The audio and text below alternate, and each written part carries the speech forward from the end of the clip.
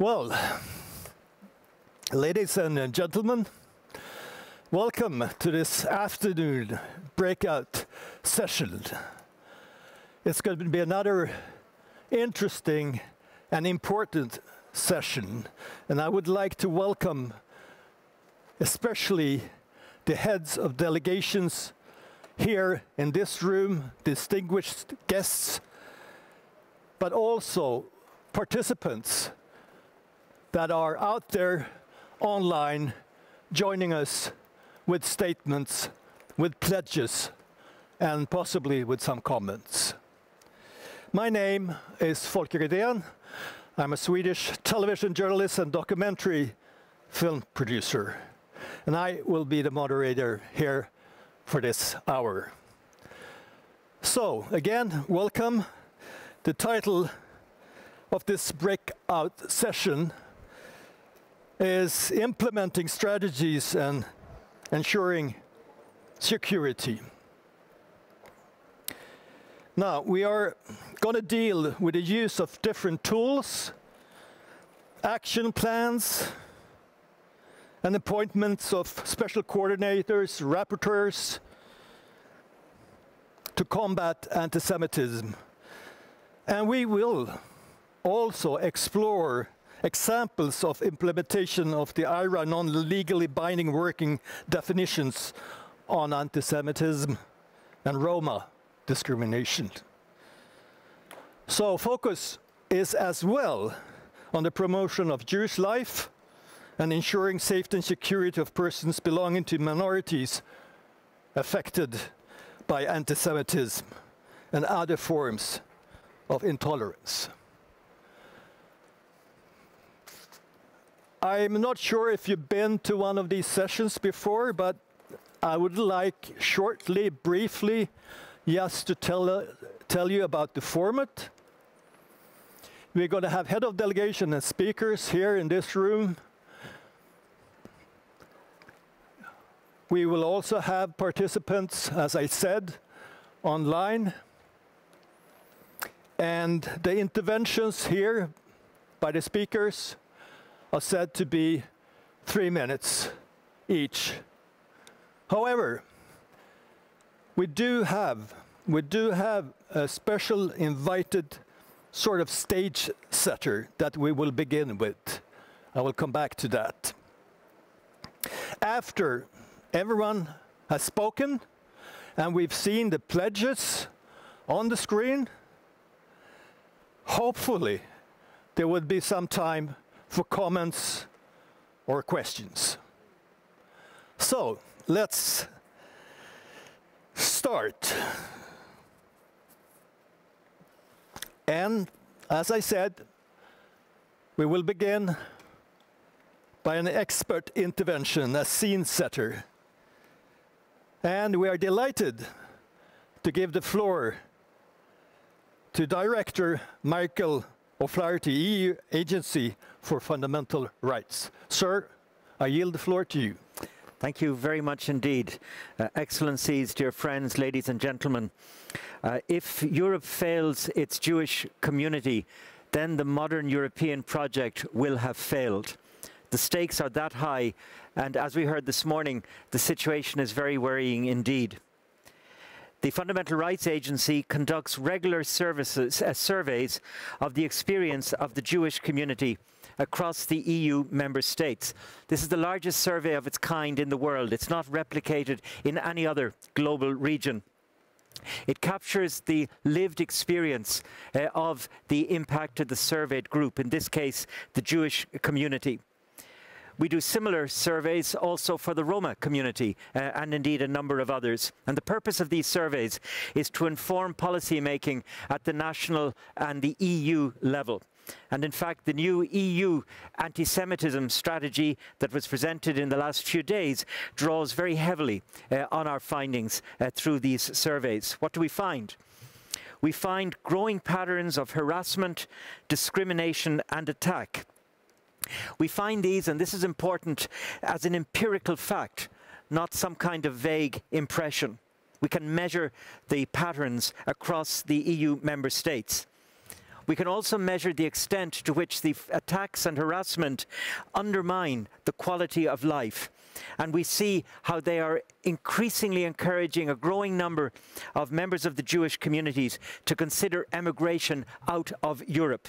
And by the way, the younger the respondent to our surveys, the more likely that respondent is to consider emigrating. We know from these surveys that something like 8 out of 10 attacks or acts of harassment against a Jewish person are not reported.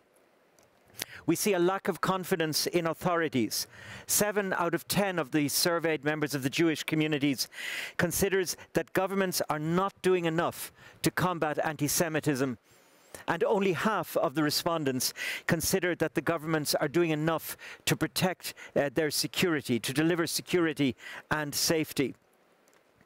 And that figure I gave earlier with regard to how 8 in 10 incidents is not reported immediately draws to attention how unreliable official figures are. We simply cannot base our strategies and our policy on official data gathering based on reports because the vast majority of incidents are never reported. This is one way in which the Fundamental Rights Agency works with the Jewish communities across Europe. But we have other tools in the toolbox also. For instance, we're working with interested EU member states to encourage the reporting of incidents. And then once they're reported, to effectively record and act upon them, an area where many EU member states consider that they have great difficulty. More broadly, we greatly welcome and encourage the adoption of national action plans. There were just 7 of these in the EU in the year 2020, and already this year, in other words, a period of months, it has jumped to 13. We also welcome adoption of the IHRA definition. The definition has been endorsed by 17 EU member states since 2017.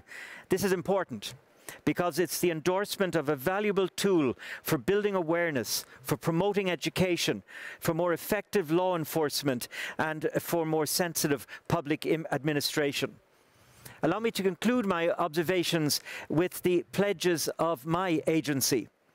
We pledge to maintain the periodic surveys of the Jewish community across the EU member states. We pledge to continue to support the EU and member states for the implementation of their strategies. We pledge to assist EU member states to improve the reporting of anti-Semitic acts. We pledge to conduct our work always in close, respectful cooperation with IHRA and, more importantly, with Jewish communities. And finally, we pledge to continue our survey work and our capacity building supports in support of the human rights also of the Roma community. Thank you. Thank you very much. Let's give you a hand. Thank you very much, sir, for those pledges and those opening remarks, setting the stage. Excellent. Thanks a lot again. Let's move on. Let's move on to the next speaker, the first speaker in the regular session. And I would like to remind you that we do have a countdown on the screen. Let's see if we can get a picture of it. It's supposed to be coming up. Anyway, it shows 3 minutes here, so keep an eye on it. I will keep an eye on it anyway and remind you if you're not doing it. So I'm sure you're going to be aware of the time limits here. So with those words, let me tell you that it's a big honor to be able to introduce to you and to give the floor to the OSCE chairperson in office, Madame Anne Linde. Thank you very much. Your Excellency, I'm honored to take the floor as the chairperson in office of the OSCE, the Organization for Security and Cooperation in Europe. The Holocaust holds universal meaning forever. We say and mean never again. That commitment means action and accountability. That state must honor their international human rights commitments and obligation under international humanitarian law. We must address racism, xenophobia, and all forms of intolerance every day systematically. I'm speaking today as the chair in office, and due to the limited speaking time, I will only very brief highlight the work of the OSCE in this area before giving the floor to Rabbi Andrew Baker. Tolerance and non-discrimination constitute an important part of the OSCE concept of comprehensive security. OSCE participating states have committed themselves to respect freedom of thought, conscience, religion or belief, and to comprehensively address all forms of intolerance. Sweden has put a fight against antisemitism and all forms of racism and discrimination high on the agenda during our chairpersonship of the OSCE. For example, the first conference we arranged as chair was an expert meeting on how to combat antisemitism in the OSCE region in February. Excellent support to OSCE participating states in the area of tolerance, non-discrimination and freedom of religion or belief is given by the autonomous OSCE institutions, the Office for Democratic Institutions and Human Rights, ODIHR. The chairpersonship has presented a draft decision focusing on tolerance and non-discrimination, which we hope will be adopted at the OSCE Ministerial Council meeting in Stockholm in December. As chairperson in office, I also have 3 personal representatives working to highlight this office: Rabbi Andrew Baker, Ambassador Mehmet Pakachi, and Professor Regina Pollack. I will now give the floor to Rabbi Andrew Baker to briefly highlight some of the recommendations from the expert meeting that I mentioned on combating anti-Semitism. Thank you. Well, thank you, and full hand for Madam Linda as well, and thank you for doing my job. You already did the introduction, so Sir Rabbi Andy Baker, please go ahead. The floor is yours. Thank you very much, and Madam Chairperson, thank you as well. That expert meeting on anti-Semitism took place in early February, and it maintained a tradition now of successive OSCE chairs focusing attention on this problem early each year. It reflects the OSCE long-standing experience in bolstering governments and civil society to confront and combat anti-Semitism, to recognize the problem in all its forms, and to support the Jewish community and its members, to identify and promote good, pragmatic practice measures to address these problems. We were able to assemble at this gathering Jewish leaders, academic experts, representatives of participating states, partners from other international organizations, and draw from their collective experience. The full report, the summary of recommendations is available on the OSCE website, but let me just highlight for you a few of them. First, security for Jewish communities remains a paramount concern. Many Jews we know from Frost surveys, are hesitant about attending religious and cultural events, or they may seek to hide their Jewish identity in public for fear of facing abuse, verbal or even physical attacks. Good practices in this area stress the importance of close cooperation between law enforcement authorities and the Jewish community, and integrating the security tools of both. We sometimes speak of this as a Danish model. States themselves, we must emphasize, have primary responsibility for the security needs of their Jewish citizens, and should provide the necessary financial and material resources to meet them. Second, the broader public needs to recognize the dangerous and corrosive threat that anti-Semitism poses not only for Jews, but for the society more generally. 3, understanding anti-Semitism in all its forms is essential, an essential first step And in this regard, the IHRA working definition on anti-Semitism is such an important tool. It's been adopted by dozens of countries, endorsed by international organizations and their leaders. The recently published EU handbook for the practical use of this definition is a special tool for knowledge and for capacity building. 4, collecting timely, comprehensive, and disaggregated data on anti-Semitic hate crimes is essential. Only in this way can we know the true extent and the source of the problem and thereby target solutions to them. Finally, 5, in recent years, the freedom of religious practice, both by Jews and by Muslims, has been threatened.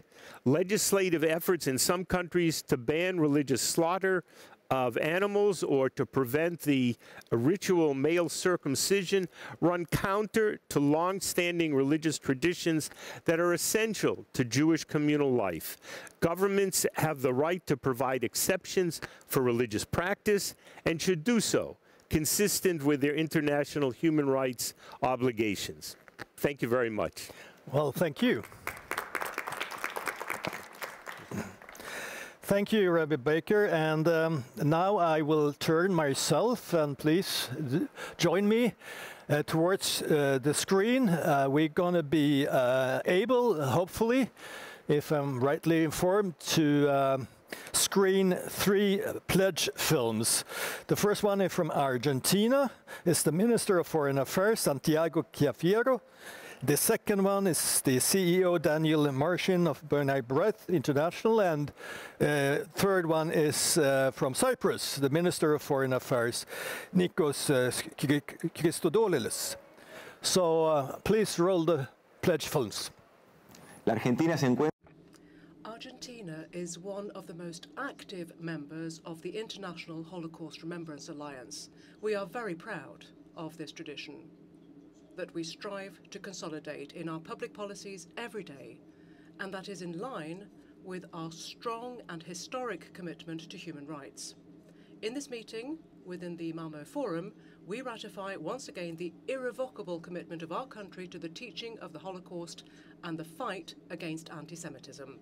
To achieve this objective, we will launch a new anti-discrimination plan for 2021 to 2024 and implement a program on education and remembrance, under which we will promote actions related to the development of educational material and assistance to technical teams to include these topics in the nationwide curricula for all schools around the country. We would like to take this opportunity to thank Sweden and all the delegations present for continuing to support remembrance of the Holocaust victims. This is certainly an opportunity for us to learn, to build better societies and citizens who are committed to respecting differences and living together in diversity. Hello, I'm Dan Mariashin, CEO of B'nai B'rith International. B'nai B'rith is proud to pledge our sponsorship of the None Shall Be Afraid program, which provides a way for individuals and local communities to foster tolerance and responsibility. We're promoting a personal pledge to respect others, as well as introducing readings and creating youth art and essay contests. Through None Shall Be Afraid, B'nai B'rith will continue to remind the world that hatred and violence against Jews is unacceptable, and indifference has dire consequences. Thank you. Having recently joined the Alliance, Cyprus is taking substantial steps to benefit from its participation. Following the adoption of the IHRA definition for antisemitism in 2019, procedures are now underway to also adopt a definition of Holocaust denial and distortion as an indispensable tool for education and training. At the same time, a specialized training program on antisemitism is currently being planned for police and law enforcement officers. Last but not least, we shall again be proceeding this year with a voluntary contribution to support IHRA's important work. Right. Thank you very much for those pledges. And let's continue watching the screen. And let's call London from Malmö, Sweden. We have our speaker with us, the UN Special Rapporteur on Freedom and Religion or Belief, Mr. Ahmed Shahid. Can you hear us? And if so, I give the floor to you, sir.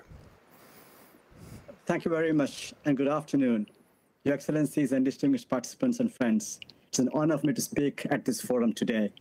As we heard, it's clear that states must make combating anti-Semitism a top priority to ensure that Jews live not only free from hostility, violence, and fear, but are also able to enjoy all human rights and fundamental freedoms. While I can recount a number of positive developments over the past year or so, including a rise in the number of states and other actors endorsing the IHRA working definition, I remain very distressed by the rising hate and violence towards Jews and the continued mainstreaming of Jew hatred. A key concern for me is that we still have not managed to break the bubble of denial about anti-Semitism, especially left-wing anti-Semitism, that mobilizes what are ostensibly human rights frames to disseminate anti-Semitism.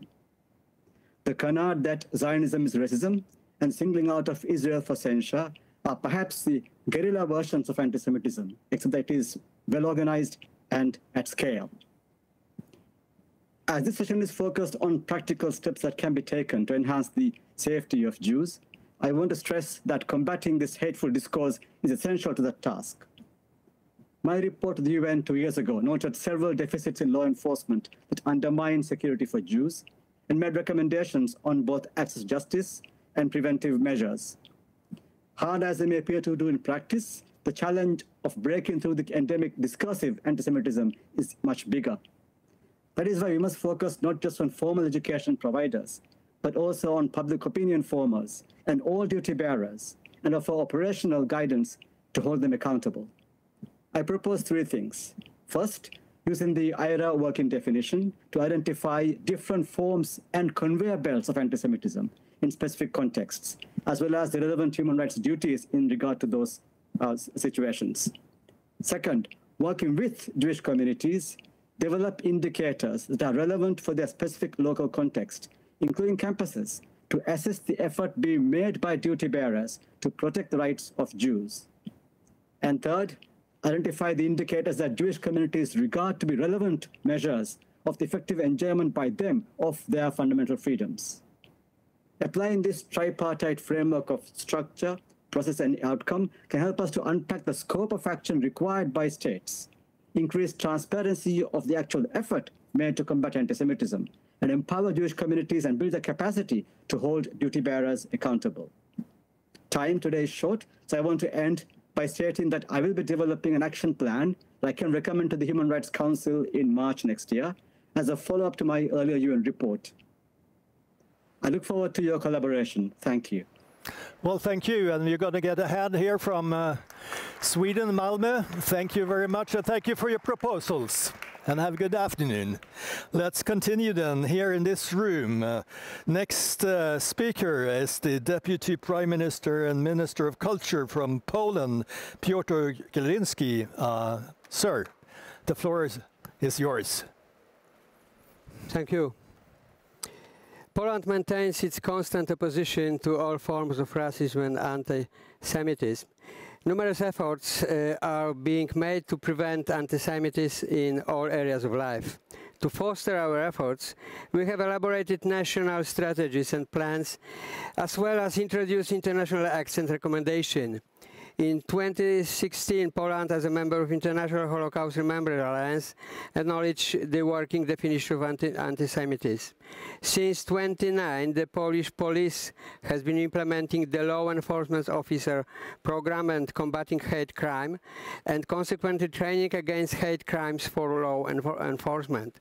Both programs focus on ensuring safety to everyone who may be a potential victim of hate crimes. By 2019, a total of over 100,000 officers, that is practically the whole headcount, completed this training. We have also implemented Polish police action plan in the field of counteracting the propagation of fascism or other totalitarian regimes, as well as hate crimes based on national, ethnic, racial or religious differences. In result, the number of hate crimes motivated by anti-Semitism has been gradually reduced since 2018.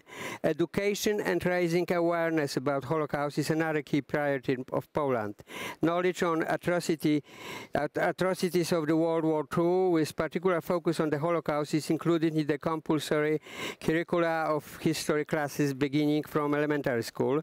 The Polish Minister of Education has recently introduced a new initiative named Get to Know Poland, addressed to Polish school teachers and pupils. All schools will receive additional funds to organize trips to museums, memorial sites, and cultural institutions. The list includes also Holocaust memorial sites and museums focusing on Jewish culture. 2 years ago, we also started our cooperation with the President of the World Jewish Congress, Mr. Ronald Lauder, with the aim of producing a film that would raise an awareness of the Holocaust among youngsters in Polish schools. We would like to circulate this film to all schools in Poland. Poland, a country that witnessed both a 1,000-year-old history of peaceful coexistence of Poles and Jews and a painful Holocaust done by Germans in our territory, has an obligation to upkeep the memory, safeguard and care for this legacy. Therefore, every year we witness an increasing number of institutions, organizations and the valuable project devoted to memory, life and culture of Jews in Poland. There are many completed commitments and pledges by Poland that could help us in keeping the memory alive, such as revitalization, memorial sites, new museums, expositions and visitor centers, such as the Warsaw Ghetto Museum was just established 3 years ago. New museums in Sobibor, Treblinka, Gross-Rosen, Plaszow, and also in Auschwitz-Birkenau, we've just built a new educational center. We just to build a new visitor center. Since 2017, we have also elaborated and implemented, first time after the war, a very extensive program of identifying and marking 1,200 Jewish cemeteries on the Polish territory. The historical Jewish graveyards are under special protection by Polish law. In the last 4 years, the Polish Ministry of Culture invested a lot into projects related to Jewish history, life and culture. Just to mention, $100 million during 4 years spent on subsidies for museums and cultural institutions. Over $25 million spent for the endorsement to protect the largest Jewish cemetery in Poland, in Okopowa Street, Warsaw. Over $41 million spent for film productions, and also hundreds of concert performances, meetings, publications were made possible thanks to support from the Polish state. I have a publication about these efforts and these activities. These are just some examples on how Poland contributes to the remembrance, saving memory, and promotion of Jewish life in culture. Thanks to our efforts, we may witness a stable reduction of number of anti-Semitic incidents in Poland. That trend is even more visible if we compare it to the numbers of trends in the major European actors like as Germany, France, United Kingdom, or even Sweden. In Poland, it's about 100 cases of this kind a year. In Germany, it's more than 2,000. We also witness an increase in number of Poles that have a positive attitude toward Jews. Thank you for your attention. Thank you very much. Thank you very much for sharing the Polish perspective. Very much appreciated.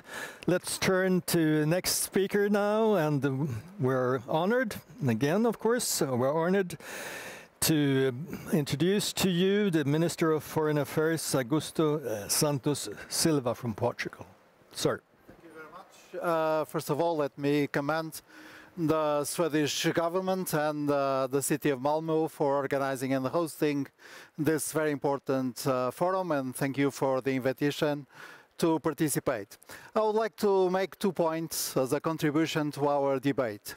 The first point is approach in order to be effective. It is not only a task of the Ministry of Education, but also of the Ministry of Higher Education, the Ministry of Science, the Ministry of Public Administration. That's why I would like to highlight the fact that we are implementing a national program of training for the civil servants and other public officials in Portugal, in training them in the respect for human rights, the remembrance of Holocaust, in order that all public officials can be well trained in fighting anti-Semitism, the discrimination against Roma and Gypsy people, and all forms of discrimination, xenophobia, and racism. This is one point. It is necessary, absolutely necessary, to take this all-of-government approach. The second point, we don't need only the government, but also the local authorities. Municipalities and other local authorities are key to enlarge, to extend this kind of programs. That's why we launched an annual prize rewarding those municipalities that distinguish themselves in the fight against anti-Semitism and all forms of discrimination.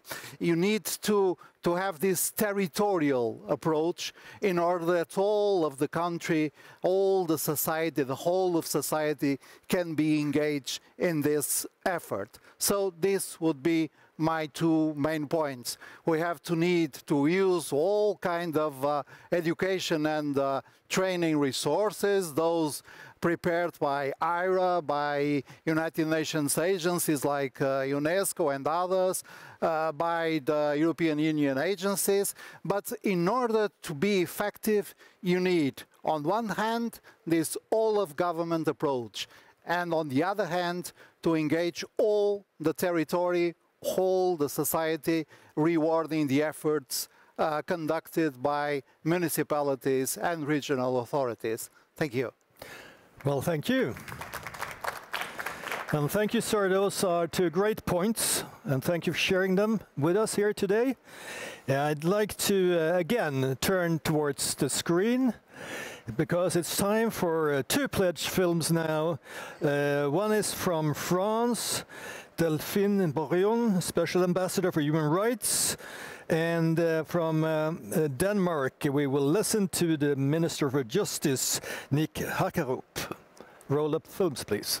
France is intractable in the face of anti-Semitism or discriminations of any kind. We will adopt our 3rd national plan to combat racism and anti-Semitism, focusing on 4 areas: education and training, support for victims, prevention, fight against hate speech online. We are also strongly engaged in the transmission of the memory of the Holocaust in connection with our French memory institutions, among others through educational projects such as Convoy 77. We closely work with the IHRA, whose definition on anti-Semitism has been endorsed by France. In October 1943, more than 7,000 Danish Jews were saved from Hitler's concentration camps. It was a brave rescue operation that included people from many parts of the Danish society. We are proud of this part of our history. Antisemitism showed its ugly face in Denmark with fatal terrorist attacks in 2015, and in 2019, Jewish graveyards in Denmark were vandalized. As Minister of Justice in Denmark, I pledge to protect Jews in Denmark. Therefore, the Danish government will soon launch the first national plan ever to fight anti-Semitism. Well, thank you for those pledges. Let's continue here in this room, and this time turn to the President of the European Roma and Travelers Forum, Miranda Volcanta. Madam, the floor is yours for 3 minutes. Thank you. Well, I was listening with delight and interest the different countries and the heads of states to be attached to the Holocaust and combating Holocaust and recognizing antisemitism. So it means that the governments nowadays, they are ready to recognize it. We, instead, the Roma population in Europe, after 76 years of our genocide, we are in the beginning of this road. And I want to say some words about the recognition of antigypsyism, as I mentioned it in the morning in my main speech. When we speak about the antigypsyism, people tend to misunderstand it. They misunderstand it in such a way that they think that antigypsyism is pejorative stereotypes or only discrimination. It's not the discrimination only, it's only one fade of it. According to the General Policy Recommendation number 13, Combating Antigypsyism and Discrimination against Roma, European Commission Against Racism made a very good and definitive definition of this substance of this wording antigypsyism, and I'm quoting it now for you. Antigypsyism is a specific form of racism, an ideology founded on racial superiority, a form of dehumanization and institutionalized racism nurtured by historical discrimination, which is expressed, among others, by violence, hate speech, exploitation, stigmatization, the most blatant kind of discrimination.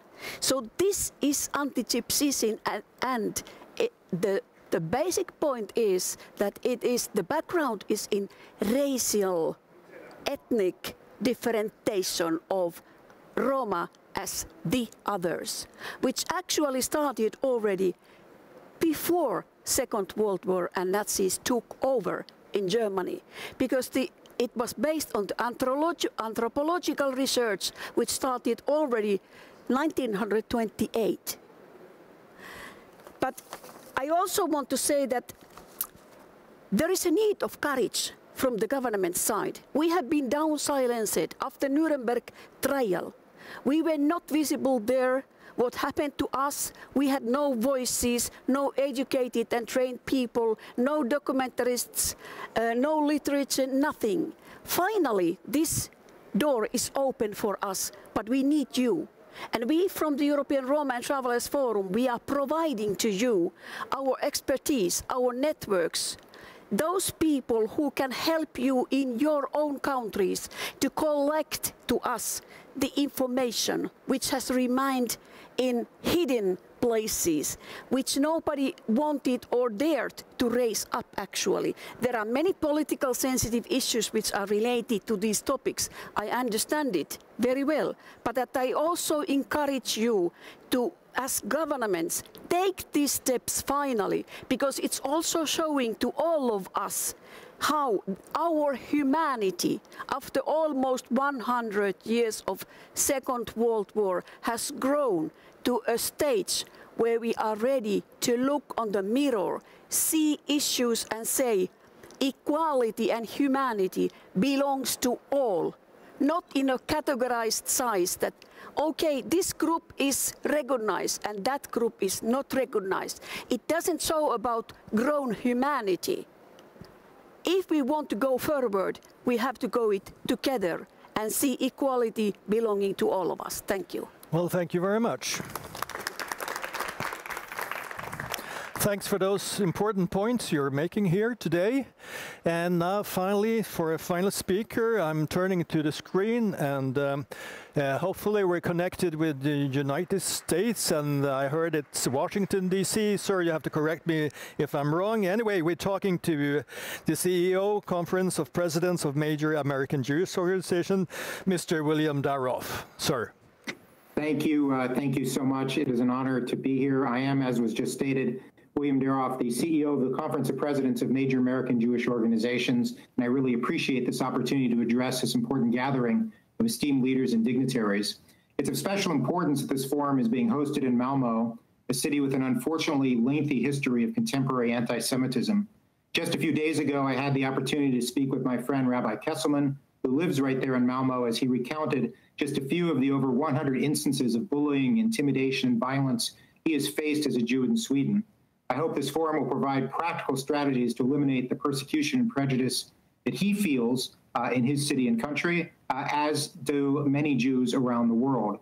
I'm proud to announce that nearly all of the Conference of Presidents' 53 member organizations, 51 of our 53 members, have adopted the IHRA working definition of anti-Semitism. They have joined the ever-expanding community of nations, nonprofits, universities, cities, towns, and sport teams that recognize the need to define anti-Semitism in order to combat it.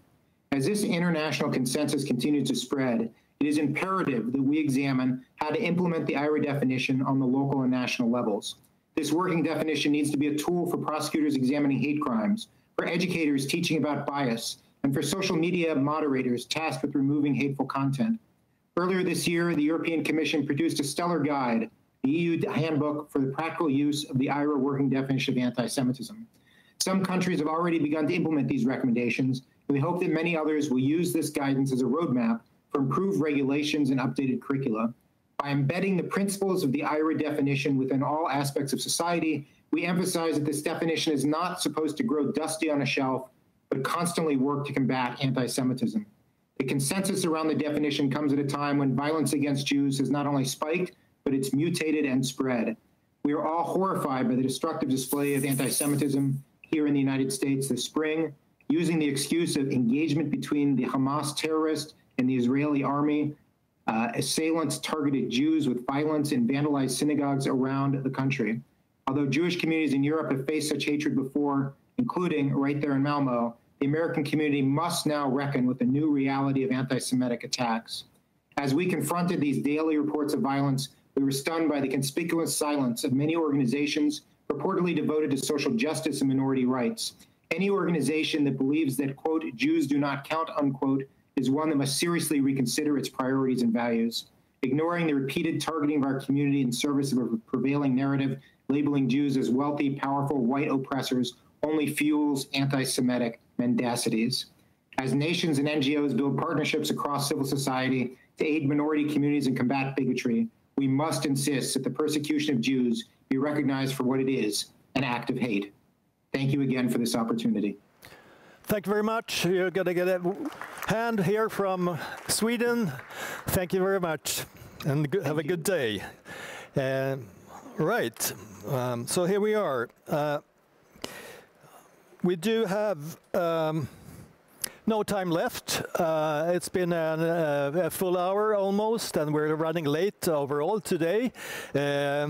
However, there is still chance, of course, for all of you to meet outside here. That's kind of the purpose of this conference as well. So please connect, even though we don't have time here for more comments or questions. Please connect outside. I'm sure I already started that process. I would like to conclude, ladies and gentlemen.